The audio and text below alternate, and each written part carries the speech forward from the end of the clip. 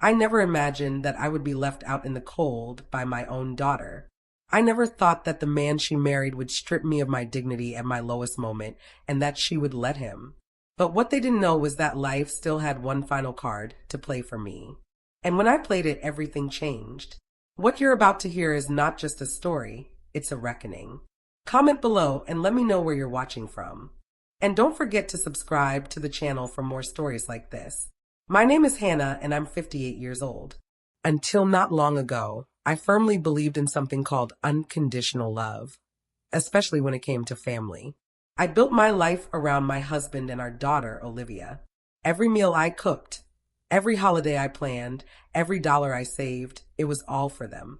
But when my husband passed away from cancer last year, it felt like the floor vanished beneath me. Yeah, I told myself I still had Olivia. I still had my daughter. I sold the house my husband and I had built together in Cedar Park, just north of Austin. That house was filled with memories, too many to count. So many nights when I woke up expecting to hear his voice calling from the kitchen.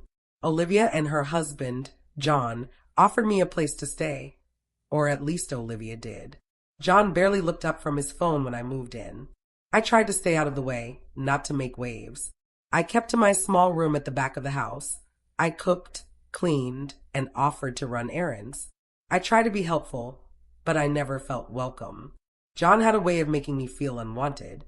His eyes always held this irritation, as if I was a splinter under his skin. It started with the small things. He'd roll his eyes if I asked a question, change the TV channel in the middle of a show I was watching. Once, I heard him mutter "freeloader" under his breath as he passed by me in the hallway. I tried to convince myself I had misheard, but deep down I knew I hadn't. Olivia said nothing. I would look to her for support, for just a word of comfort, but she always played it down. "He's stressed," she would say. "Work's been rough." I swallowed the shame and stayed quiet, because that's what mothers do, right? But then, one night, it all shattered. We were at the dinner table. I had made chicken pot pie, his favorite. Olivia was scrolling on her phone. John was sipping beer, like he always did. The silence was suffocating.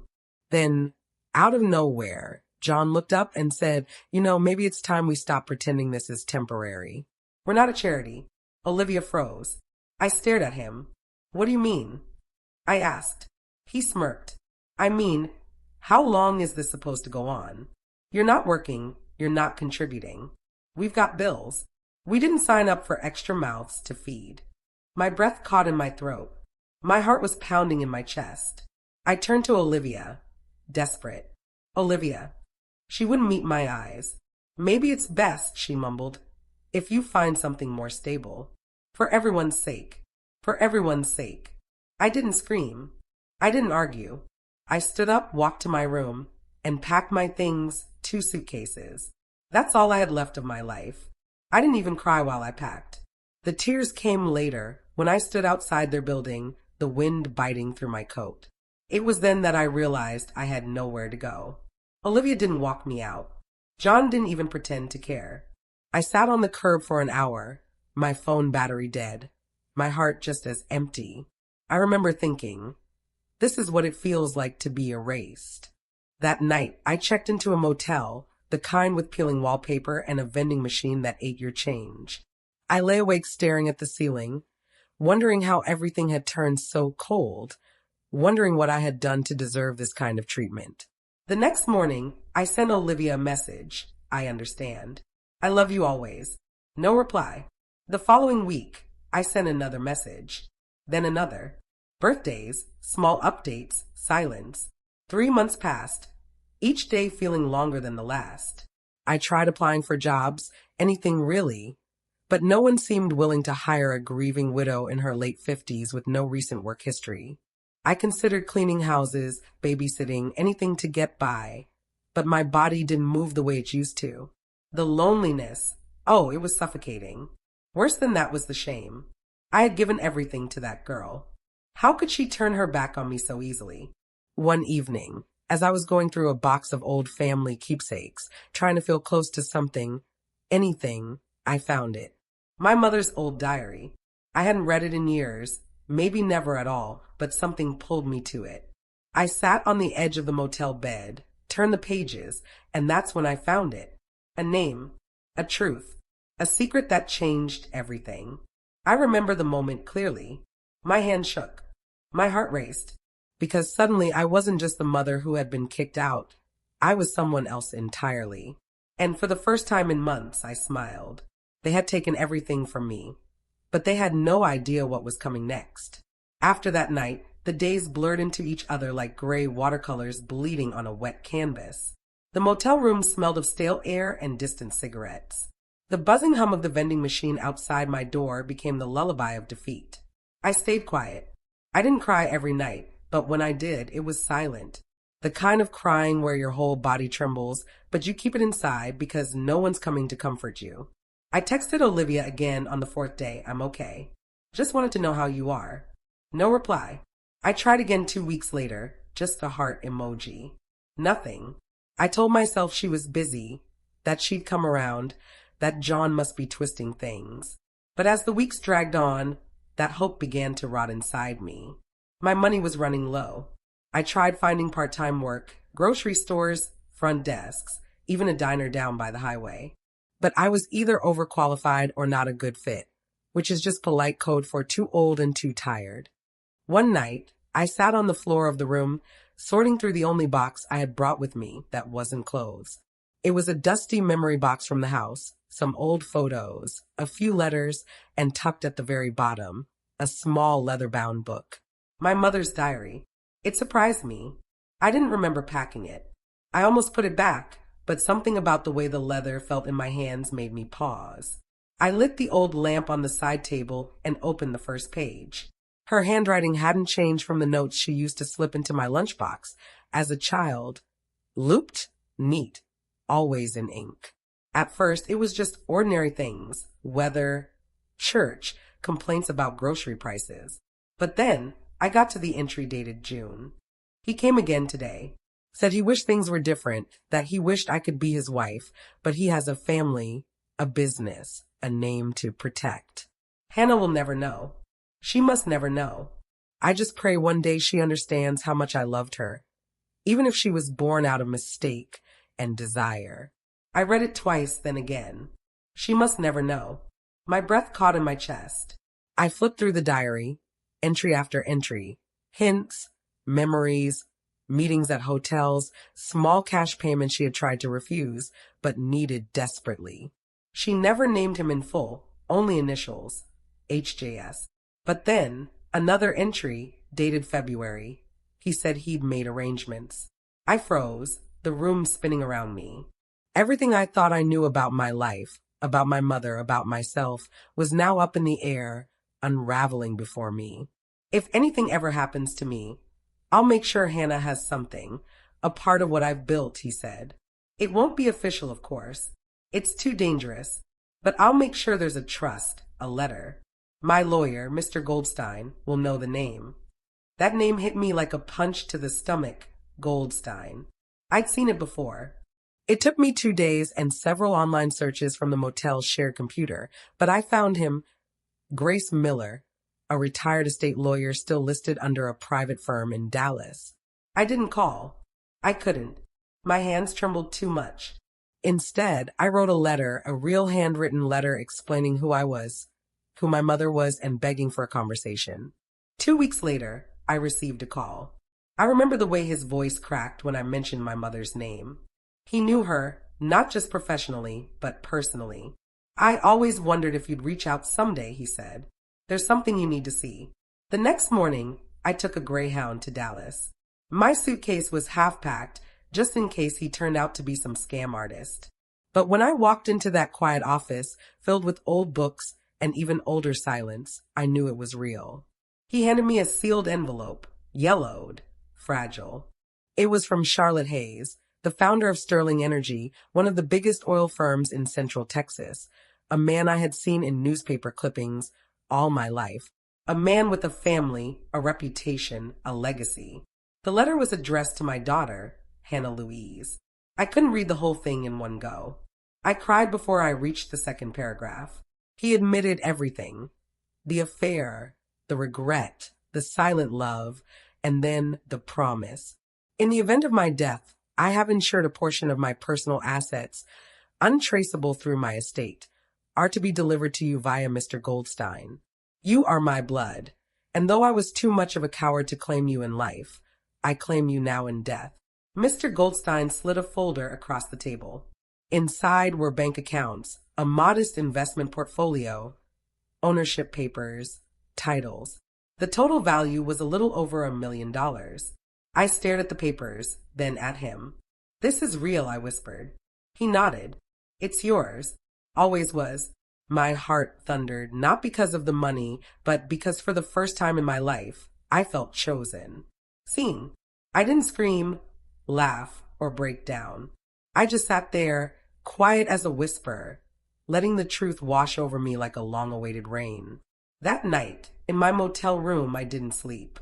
I stared at the ceiling like I had for months, but this time, there was a smile creeping onto my face. They thought they had discarded me. They thought I was done, but they had no idea I wasn't broken. I was just getting started. I didn't go back to Austin right away. Something inside me had shifted permanently. I wasn't just Hannah, the forgotten mother. I was someone new now, someone who had been lied to her entire life, and had finally seen the truth. For the first time in months, maybe years, I wasn't drowning in shame. I was breathing in clarity. I stayed in Dallas for a few more days, just walking through neighborhoods, sipping coffee in silence, watching people live their lives. People who hadn't been tossed aside, like I had. And for the first time, I didn't envy them. I studied them. I wondered who among them wore smiles that masked heartache, who had been betrayed, who had clawed their way back from being invisible. Grace Miller didn't just give me the inheritance. He gave me time. Time to process. Time to understand what I now held in my hands. It wasn't just wealth, it was power. And though I had no idea what to do with it, it felt like freedom. Humiliation has a way of turning into fuel, especially when you've endured enough of it. When I returned to Austin, I didn't go back to the motel. Instead, I booked a short-term rental downtown, just off South Congress, clean, modern, quiet. The kind of place Olivia and John would never imagine me affording. I began dressing differently, more polished, more deliberate. Not flashy, just invisible in a new way. The kind of invisible that helps you slip through doors unnoticed. I started watching YouTube videos on investing, real estate contracts. I learned the language of business, not because I wanted to build an empire, but because I wanted to protect myself. I would never be powerless again. That's when I found it. The listing was buried on a real estate auction site. An apartment building in East Austin, a little rundown but structurally sound. The location? The exact complex where Olivia and John lived. I sat there, staring at the screen, heart pounding. It was listed as distressed, with the owner defaulting on property taxes. The auction was scheduled in 2 weeks. I didn't hesitate. With Mr. Goldstein's help, I created an LLC, an anonymous shell company. I filed the paperwork, transferred the funds, and placed my bid. I wasn't planning on revenge, not exactly, but I was going to take control of the one place they thought they ruled. The auction came and went. I won, quietly, legally, entirely under the radar. And just like that, I owned the building where they lived.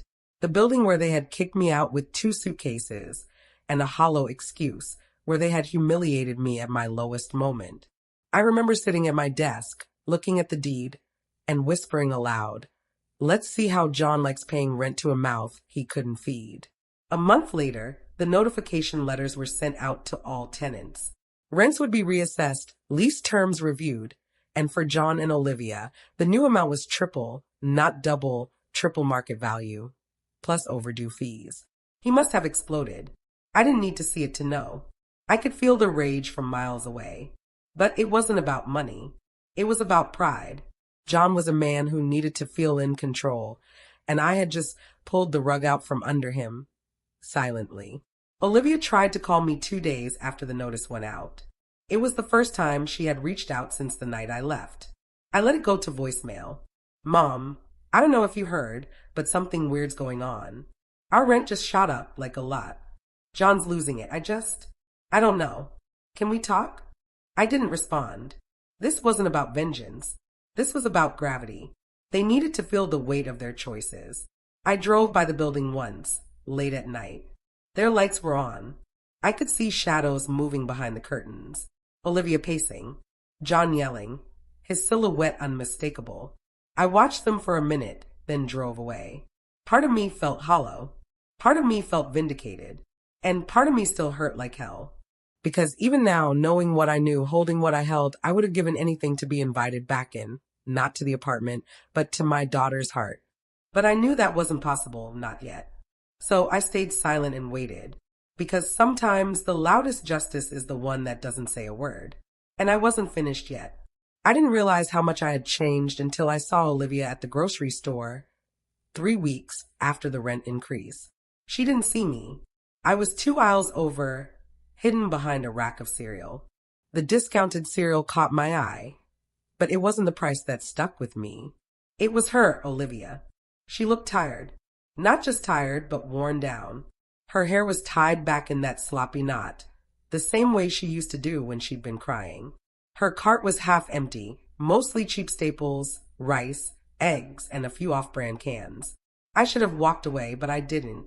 I followed her through the store at a distance, my heart pounding like I was doing something wrong. She paused in front of a small box of mac and cheese, then looked down at her phone. A text from John, maybe? Her shoulders sank, and she put the box back. That moment broke me, not because I pitied her, but because I remembered the little girl who used to run to me, crying when she scraped her knee. The one who asked me every night to check for monsters under her bed. And now she was living with one. I drove home that day, my mind racing.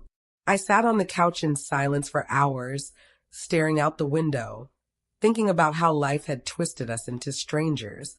But I reminded myself, this wasn't punishment, it was consequence. And that consequence had been long overdue. I had plans now, not just for the building, but for a slow, deliberate game of chess. Every move calculated, every step thoughtful. With the LLC fully in place and the property legally transferred, I began the repairs. Small ones at first, leaky faucets, broken locks, flickering lights. John never noticed. He was too distracted by the rent increase, sending furious emails to the property manager demanding answers. But I knew him, knew how his ego worked. He wasn't going to budge. He would see moving out as defeat. Olivia? She'd follow his lead, as she always did. So I kept going. I changed the property signage, had a security camera installed near the lobby, and updated the tenants' mailboxes, all under the name of my company, ML Holdings, short for Hannah Louise. No one knew who was behind it. Then came the notice, annual inspections. Mandatory.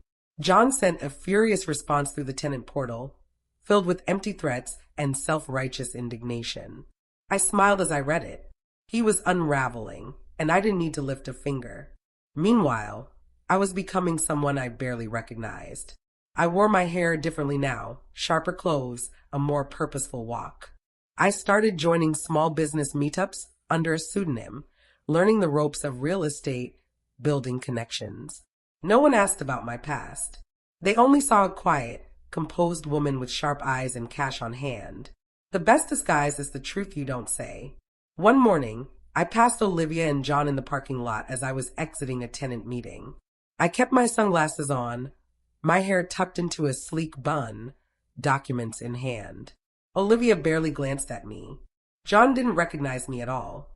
Later that night, I sat in my living room, sipping tea, thinking about how strange it felt to walk right past my own child and be invisible. Not because I was weak, but because I was stronger than they remembered. They couldn't see me now because they only knew the version of me they once controlled. And that woman was gone. The calls from Olivia continued. Soft, hesitant voicemails.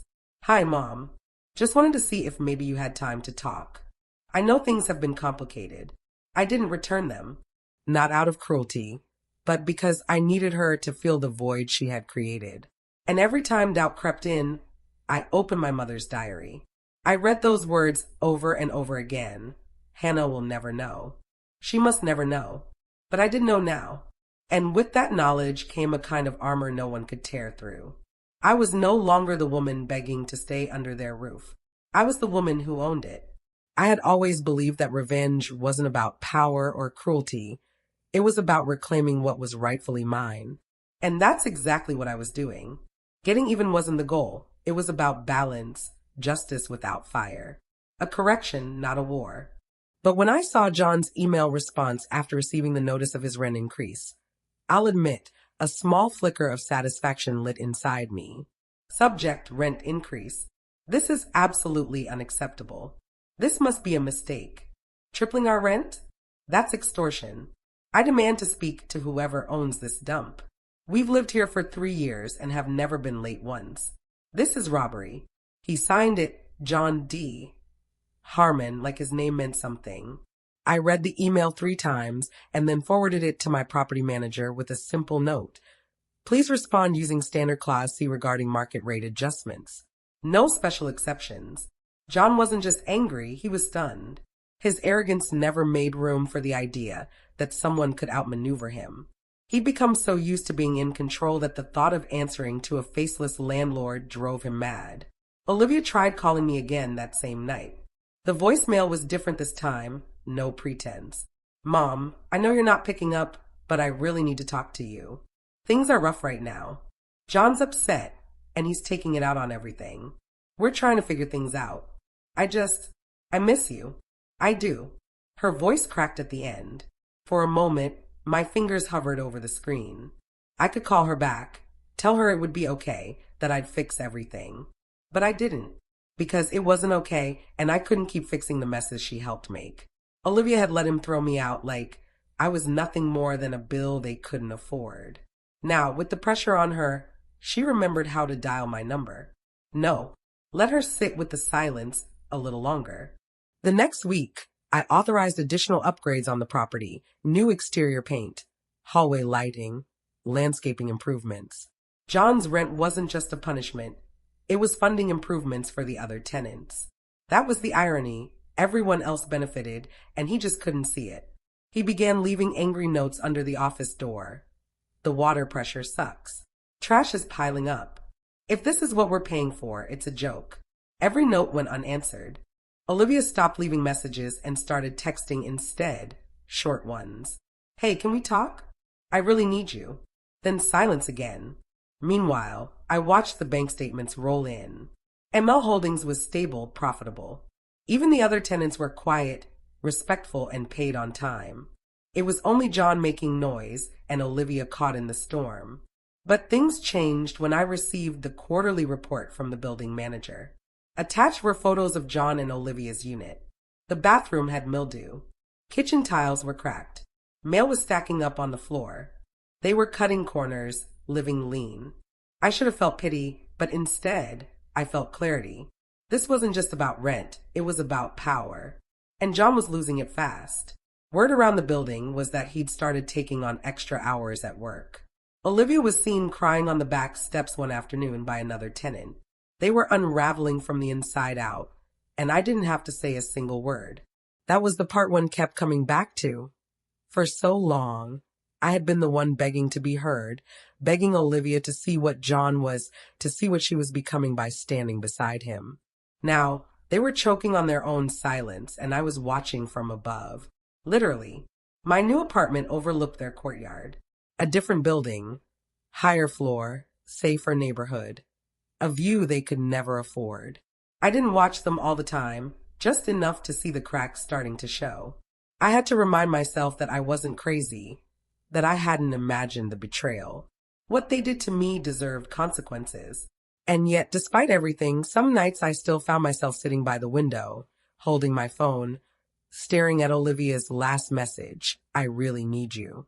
The mother inside me ached, but the woman I had become knew this was just the beginning.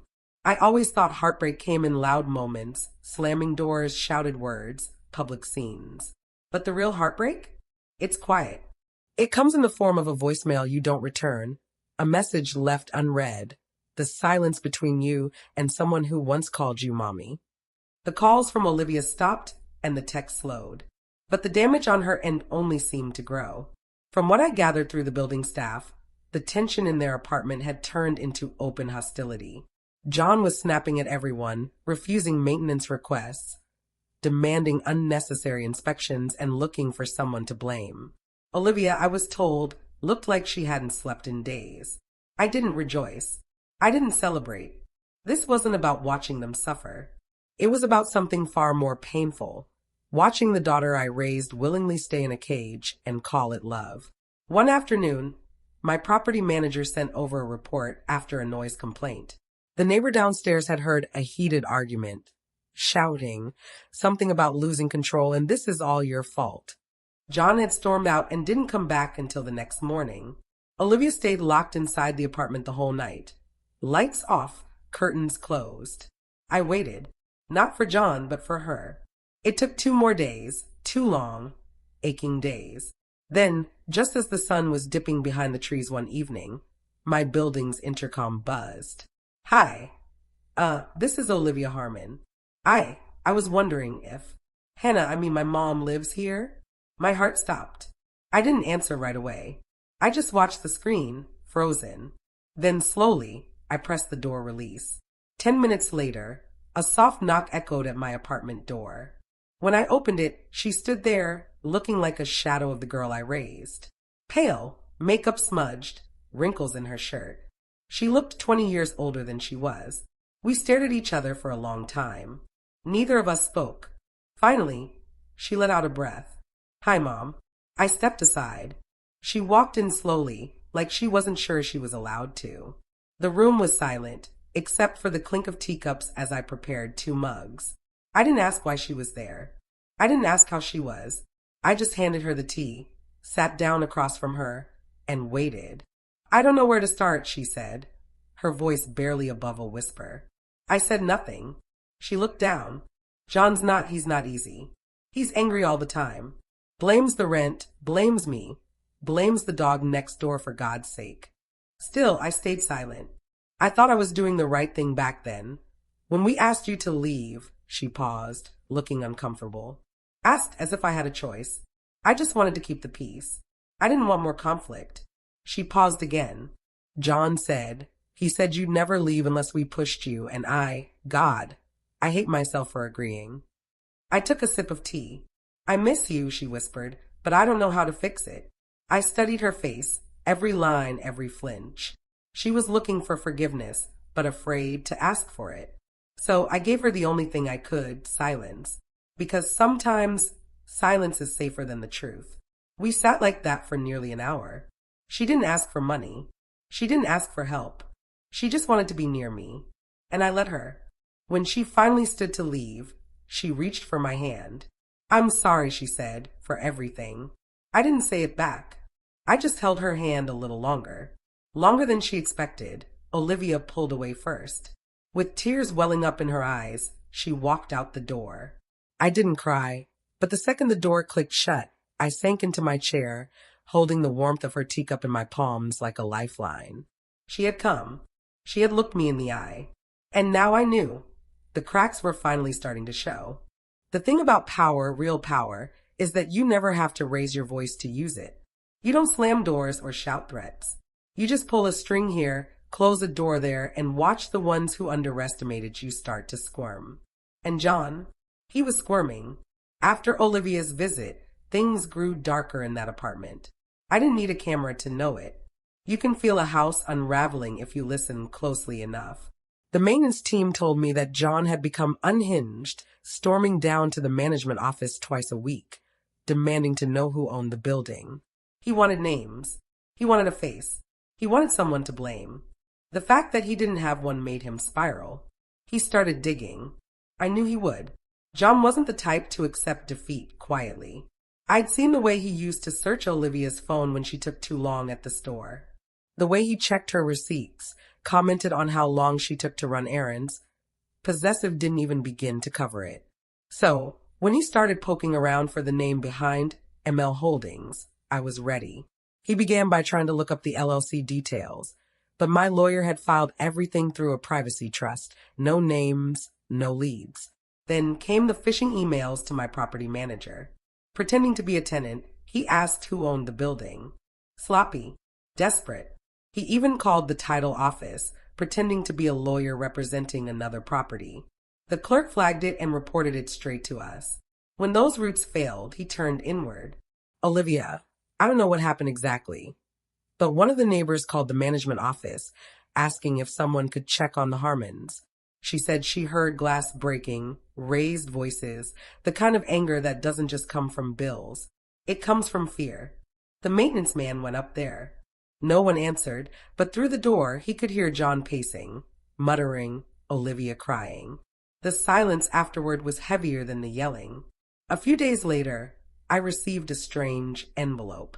No name on the outside, no return address. Inside, a note, I know what you're doing. You think you're clever, but you don't scare me. I'll find out who you are, and when I do, you'll regret it. No signature, but I recognize the handwriting. John wrote like he spoke, angry, uneven, pressing too hard on the paper. I sat there with the letter in my hands, my heart thudding, not out of fear, but out of memory. It took me back to the moment he stood in that kitchen and looked me in the eye like I was dirt beneath his feet. The way Olivia stood beside him, not just silent, but complicit. And now he was the one grasping at shadows, choking on uncertainty, screaming into the void. It was poetic, but it was also dangerous.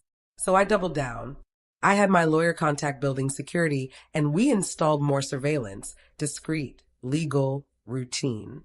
I made sure the other tenants were protected. The building wasn't going to fall apart because one man couldn't handle the weight of his own cruelty. As for Olivia, she didn't call again. But I heard from the building manager that she'd been walking to work. Her car had been sold. Their utilities were being cut back. Lights off by 9 p.m., no heat some nights. The more I heard, the more I realized that the weight of John's actions was beginning to crush her too. And as much as I had once wanted to fix everything for her, I knew now that she needed to face the consequences just as I had. This wasn't about revenge. It was about seeing the truth, even if it hurt, and knowing that sometimes the hardest part of love was letting go. The cracks weren't just in their relationship. They were in their survival. Yet, through it all, I kept my distance. This wasn't about revenge. It was about resolution. Letting John's world shrink until he realized how small he really was, and giving Olivia the choice. Would she stay in the cage, or would she find the key I had placed right in front of her? I knew she wasn't ready yet, but the walls were closing in, and secrets have a way of leaking through cracks. I didn't expect the knock on my door that night. It had been quiet for days, no emails from management, no voicemails from Olivia, no more anonymous threats. Just silence, the kind that feels like a storm crouched in the distance, waiting. But when the knock came, soft and slow, something in my chest tightened. I opened the door. Olivia stood there, soaked from the rain, a grocery bag clutched to her chest like it was the only thing keeping her upright. Her eyes were red, and her mouth opened, but nothing came out. She looked like she had run out of words days ago. I stepped aside. She walked in slowly, dripping water onto the hardwood floor. I handed her a towel, and we moved without speaking. I warmed the kettle and poured 2 mugs of chamomile tea. She sat on the edge of the couch, like she didn't want to stay long, like she didn't deserve to. And maybe she didn't. She stared into her cup, her eyes hollow.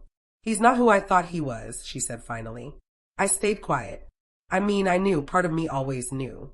But I told myself it was stress, that he just needed support. That if I was patient, he'd come around. Still, I said nothing. She looked up, her voice trembling. "He thinks someone's targeting us. He's obsessed. He's been going through my phone, my emails. Last week, he followed me to work. Said he was making sure I wasn't involved." A shiver ran through her, and not from the cold. He asked if I was hiding something. "If you were hiding something." That caught my breath. She didn't wait for an answer. I told him I hadn't spoken to you in weeks, that I didn't even know where you were. She paused. But that was a lie. She met my eyes for the first time. "I found your building listed in a security notice, same management company. I figured it out. It wasn't hard." Of course it wasn't. Olivia was smart, always had been. But smart doesn't always mean brave. And now she looked like someone who had finally opened her eyes and hated what she saw. I didn't speak. "Not yet," she whispered. "I miss you, but I don't even know how to be around you anymore." My hand tightened around the mug. You left, she said, her voice cracking. And I let you. I let him push you out. Finally, I spoke. No, Olivia. You didn't let him. You stood with him. That stopped her cold. She blinked. Her lips parted slightly like she wanted to deny it, to defend herself, but there was nothing left to defend. I stood up and walked to the window, staring out into the night. I begged for your voice that night, I said softly. I said just one word, just one, and you stayed silent. Behind me, I heard her exhale a quiet, broken sound. I didn't think it would get this bad, she said. I thought I could manage him. You can't manage a man like that, I said, my voice soft but firm. You survive him, or you leave him. She didn't respond. She didn't have to. We sat in silence for a long time. Two women who shared blood, but not trust. Not yet. Maybe never. When she finally stood to leave, she set the mug down carefully. Her eyes were rimmed with unshed tears. I didn't say anything. I didn't need to. The silence spoke for both of us. Don't expect forgiveness, she said. I just needed to remember what it felt like to be safe. I walked her to the door. She paused, then turned back suddenly, wrapping her arms around me.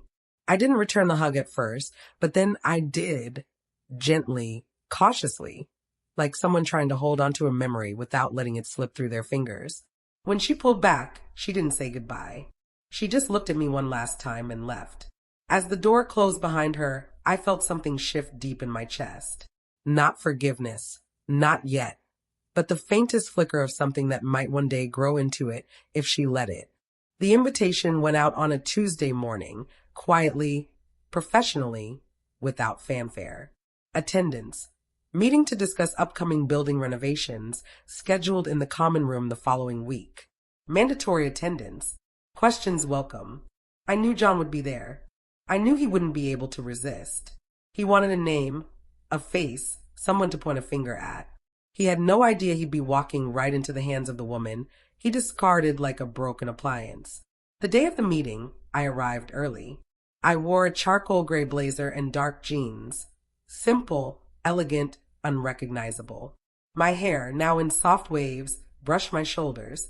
I looked nothing like the woman who once begged for a sliver of dignity at Olivia's kitchen table. The common room filled slowly.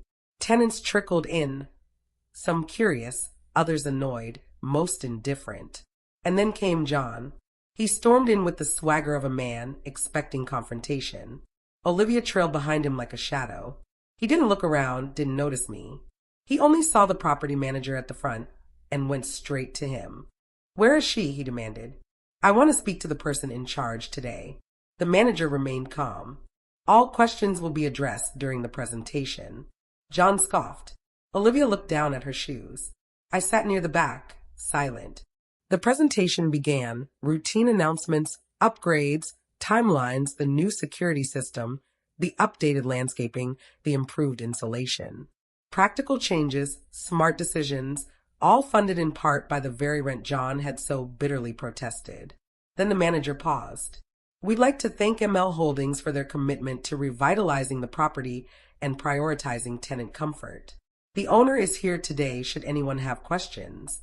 I stood up. The room turned. I walked slowly toward the front, calm, steady, every step a quiet drumbeat in my chest. John's face twisted in confusion, then disbelief. Olivia's mouth parted in shock. I turned to the room. Good evening, I said. My name is Hannah. I'm the owner of this building. You could hear a pin drop. John stood up so fast his chair scraped the floor. You, he exclaimed. This is a joke. What kind of game is this? I looked at him, really looked at him, and saw the cracks he had tried to hide. The sweat behind his collar, the puffiness under his eyes, the panic. No game, I said softly. Just business. He took a step forward. You manipulated this. You've been behind this the whole time. You raised our rent. You're trying to ruin us. I held my ground. I gave you a roof. I made improvements. I treated every tenant equally. What I didn't do was forget. He opened his mouth to speak, but I turned back to the group. If anyone has questions about the changes or improvements, I'm happy to answer them after the meeting. Thank you. I stepped aside and the meeting resumed. The tension in the air never lifted. John didn't sit down. He just stood there, trembling with fury. Olivia, on the other hand, sat with her hands tightly clasped in her lap, her eyes wide and wet. When the meeting ended, tenants came to me, shaking hands, asking questions, thanking me. Some had suspected, but most had no idea. John waited until the room had emptied, then marched toward me. "You think you've won," he hissed, his voice low and menacing. "But this is nothing. You've made an enemy." I stared at him, my eyes level, calm. "No, John, I didn't make anything. You did. The day you looked me in the eye and treated me like I didn't matter." Olivia stepped between us, her voice firm. "John, stop." He turned to her, shocked. "What did you just—" "I said stop," she repeated, louder this time. "She's not your enemy. She never was. You are." He looked at her as though she'd struck him, and in a way she had. Olivia turned to me, her voice trembling. "I didn't know. I swear. About the building, the money, any of it." I nodded slowly, understanding. "I know." "Why didn't you tell me?" she asked, the hurt and confusion evident in her voice. "Because you had to see it," I said softly. "Not just hear it." She blinked back tears, her shoulders shaking. John scoffed, stepping back. "You two deserve each other." "No," I said quietly, firmly. "She deserves better." Then I turned and walked away. For the first time since that awful night in their kitchen, I felt something shift inside me. Not revenge, not satisfaction, but power, quiet, firm, and entirely mine. For days later, Olivia showed up at my door again, this time holding something in her hands that made my knees buckle the second I saw it. A book, its leather cover faded, the corner torn, and the spine barely holding. My mother's diary. Without a word, I opened the door. She stepped in, eyes wide, her breath shaky. "I found it in my closet," she said, her voice strained. "The last time I visited you. You must have left it behind." She placed it on the coffee table like it was something sacred, and for me it was. I opened the book, my heart stopping as I saw the handwriting. I wasn't trying to pry, she rushed to explain, but I recognized her handwriting. I was just looking for something that made sense. Silence fell between us like a curtain, heavy, still. "I didn't know about Harold Sterling," she whispered, "or the money, or the trust, or any of it." I nodded once, slowly. "I didn't know either. Not until I had nothing else to lose." Her voice broke. "Mom, why didn't you tell me? Why did you let me believe you were helpless?" I looked her straight in the eye, and for once, she didn't look away. "Because I was helpless," I said softly. "The night you closed the door on me, I didn't have a plan. I didn't have money. I didn't even have a place to cry where someone would knock and tell me to keep it down." Olivia winced at my words. "I found the diary at my lowest point," I continued. "When I was counting coins to eat dinner, when I hadn't spoken to anyone in a week. That diary, it didn't just tell me who I was. It reminded me that I mattered. That my mother didn't just love me. She fought for me, silently, without ever being able to show it." Olivia sat down again, her hands clenched in her lap. I don't know how I became the kind of daughter who could do what I did. I keep asking myself that over and over. I walked to the window, staring out at the street below, the quiet hum of life passing by. "You didn't become her all at once," I said quietly. "It was small choices, letting things slide, choosing peace over truth, believing love meant loyalty even when it hurt." She stood and walked toward me. Her words hit the air like a bomb. "I've left him." The room seemed to freeze. "He tried to go through my things again," she continued, her voice trembling. "My laptop, my bag. I told him no. That was it. He screamed, packed a bag, and left. He said he'd be back. I changed the locks the next day." I turned to her, stunned. "I don't know who I am without him," she admitted, her voice shaking. "But I'd rather find out." The silence between us lingered, heavy with all that had gone unsaid. Then, Olivia looked down at the diary. "You didn't deserve what I did, what we did," she said softly. "I can't fix that, but I want to try." I walked back to her slowly and sat down beside her. "I used to dream about hearing those words," I said, my voice steady but filled with a quiet weight. "But when you say them now, they don't fix the past." They rewrite it. She looked at me, confusion crossing her face. I gently took her hand in mine. You see me now, I said. That changes everything. We sat together in silence for a long time. It was the kind of silence that doesn't hurt, but heals. The kind that comes after truth has had its say, before the noise of the world can intrude again. Before Olivia left that night, she paused at the door. You didn't raise me to be weak, she said. I just forgot how strong you were. I smiled softly, feeling the weight of everything we had just shared. No, I replied. You didn't forget. You just stopped looking. And now, for the first time in years, she was seeing everything. Not just who I had become, but who I'd always been. When the email from John came in, I almost didn't open it. The subject line alone made my stomach churn. We need to talk now. I read it slowly, carefully. His words were sharp, frantic, dripping with desperation. I know everything about the building, about the inheritance, about your little secret with Sterling. You think you're clever. You think you can ruin my life and walk away smiling. Let me make something clear. If you don't undo this, I will go to the press. Your name, your mother's affair, everything. Let's see how your precious reputation holds up when everyone knows what kind of family you really come from. I stared at the screen in stunned silence. He had finally connected the dots. Somehow, through Olivia or his own digging, he had discovered the truth. But I wasn't afraid. I had planned for this moment since the day I bought the building. I forwarded the email to my attorney. By the next morning, John received a cease and desist letter. Inside were records of every threatening message he had sent to the property office, the falsified documents he had tried to submit under a fake law firm, and the tampered emails we had quietly traced back to his IP address. There were tenant complaints, maintenance sabotage logs, and even audio clips of his rants from public spaces around the building. We didn't need to press criminal charges. Just one defamation and harassment suit was enough. I knew he was panicking. 2 days later, Olivia called me. He's gone, she said, her voice shaking. Packed up while I was at work. Left a note saying he was being hunted. Said you ruined his life. He ruined his own, I said quietly. Olivia was silent for a moment, then spoke again.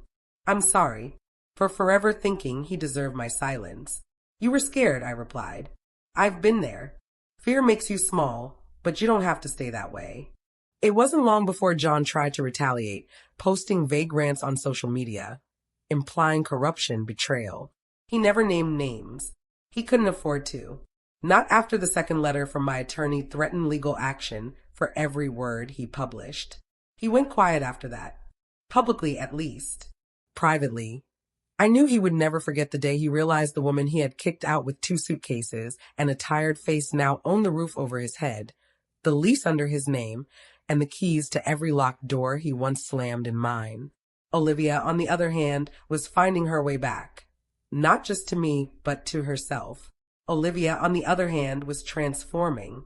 Within a month, she moved out of the unit, finding a small studio near her job. She started therapy and even joined a community art class. She painted something for me, an abstract of a phoenix in dark reds and golds. I hung it above my fireplace. We talk more often now, not every day, but when we did, it was real. Honest. No more pretending. The last piece of the puzzle came in an envelope. Another letter, this one from Mr. Goldstein. Congratulations, Hannah. The building has officially been transferred. The final tenants have signed new agreements. The lawsuit against Mr. Harmon has been resolved in your favor. You are now free to sell, hold, or restructure as you see fit. I folded the letter carefully, holding it to my chest. This wasn't just about money or property or revenge. This was about truth, about reclaiming my name, my story, my strength. The next morning, I called a realtor. I was ready to close the last chapter and open the door to a life I no longer had to survive. I could finally live it on my terms. I sold the building in late spring. The final paperwork was signed on a bright, cloudless Tuesday.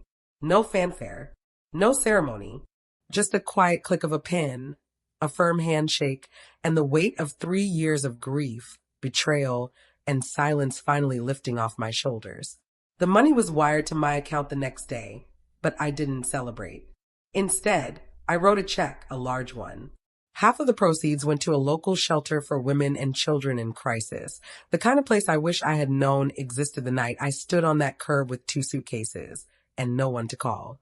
I asked them to build a wing named after my mother, the Ella Laner house.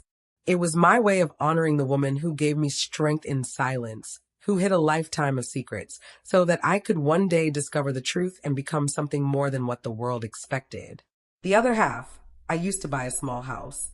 It wasn't extravagant, just a charming little 2-bedroom on the same street where I grew up in Cedar Park.